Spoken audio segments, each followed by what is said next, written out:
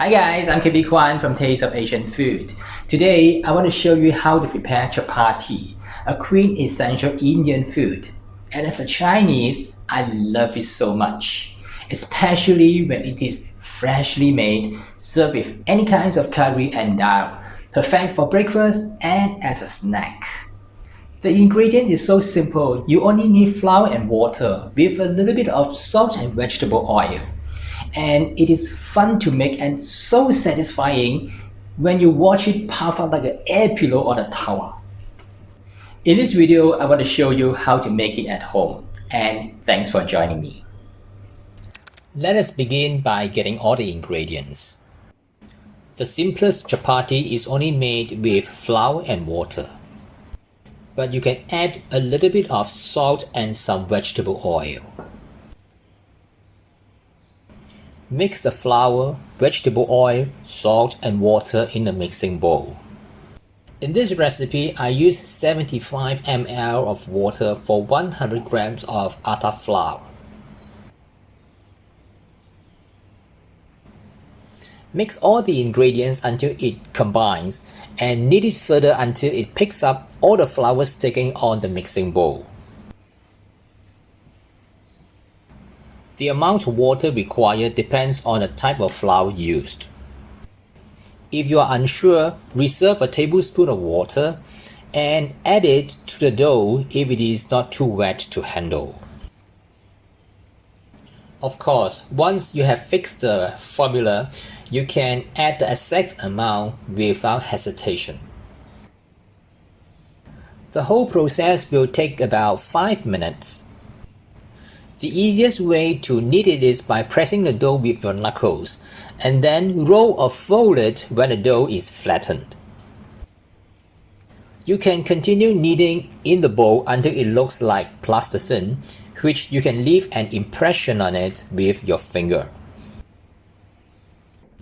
Alternatively, do it on a working table, and it is especially useful if you are working on a bigger dough.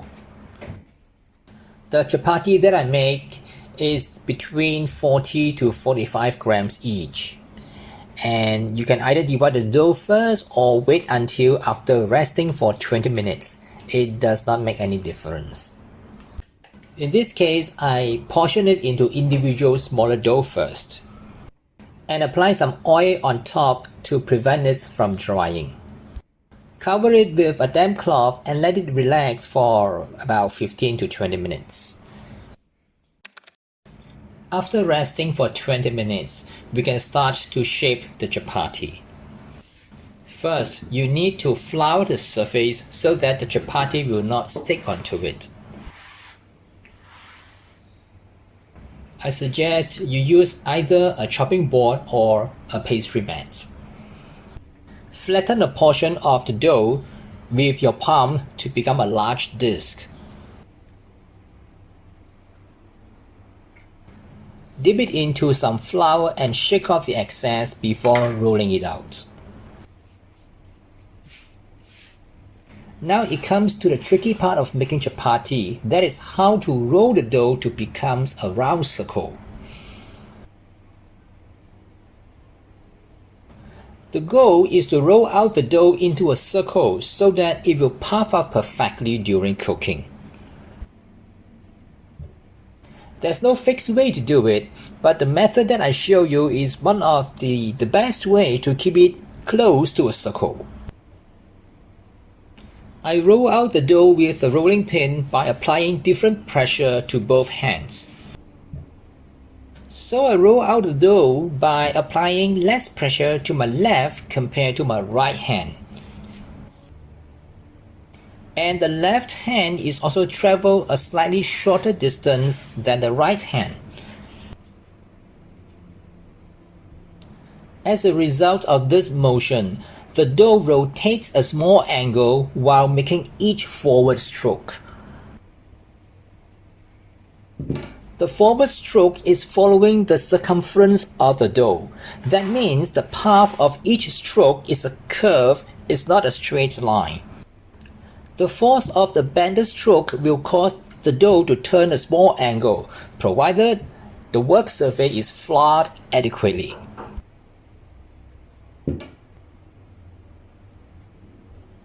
Therefore, you do not need to manually turn the dough after each stroke, and the dough will keep rotating.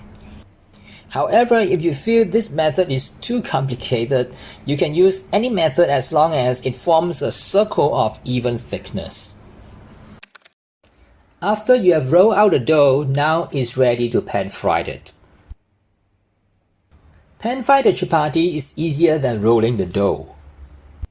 But there are a few points to note so that the chapati will puff up like an air pillow on the tawa. You need to set the stove to medium-high heat. The surface must be sufficiently hot before putting the chapati on it. Once you place the chapati on the tawa, do not disturb it. After about half a minute, you will see some small bubbles start to pop up on the surface, and the color will change slightly. When there are some large bubbles appear, it indicates that the bottom of the chapati has hardened. Now you can turn it over to the other side. Leave it there for about half a minute. This section of the video is unedited, and that's the exact timing that you need to make one chapati.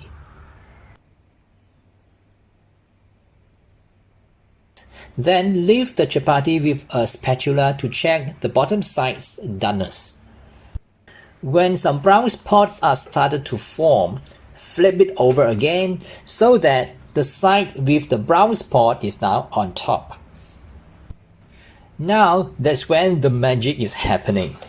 Since both sides' surface has been cooked by now, the hot air between two sides will expand, separating both sides and puffing up the chapati like an air pillow. You need to move the pillow swiftly. Either flip it over or tap to deflate it to avoid the chapati's contact point with the tawa from burning.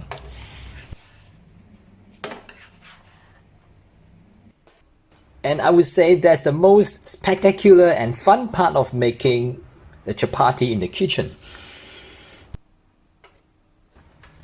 Flip the chapati a few times until you get the desired color and remove it from the tawa.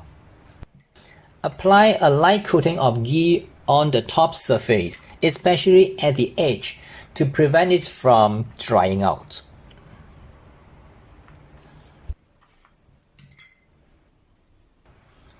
If you tear the chapati apart, it will reveal there's a large pocket inside. But this pocket is only formed only if the chapati puffs up when it is on the tawa. If the chapati does not puff up during pan frying, it will become harder. The texture is denser than those pop up like an air pillow. And this is an example that I want to show you. So how to make it puff up every time? There are a few factors. As I mentioned earlier, the temperature must be hot enough. But besides that, the shape is also important. Look at this out-of-shape chapati. It won't puff up. Even though it's so hot, you can see it is smoking. And this one, I purposely roll it to extra thin. And it does not puff up neither.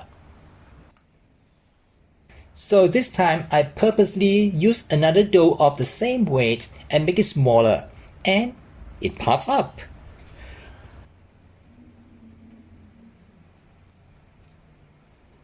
In conclusion, temperature, the shape, and the size are all contributing factors to a perfect chapati.